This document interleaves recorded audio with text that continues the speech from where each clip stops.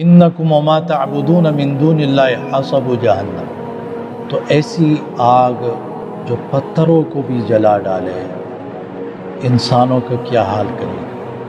پھر اس جہنم کی آگ میں ان تمام پتھروں کو بھی ڈالا جائے گا جن کی لوگوں نے دنیا میں عبادت کی، ان قبروں کی پتھروں کو، بتوں کی پتھروں کو، درگاہوں کی پتھروں کو آگ میں ڈالا جائے گا، جہنم کی آگ میں ایندھن بن جائے گا۔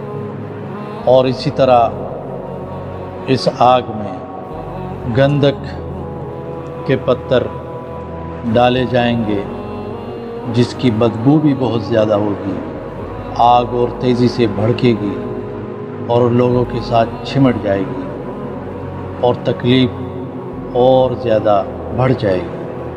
تو اللہ تبارک و تعالی ہمیں جہنم سے محفوظ رکھے۔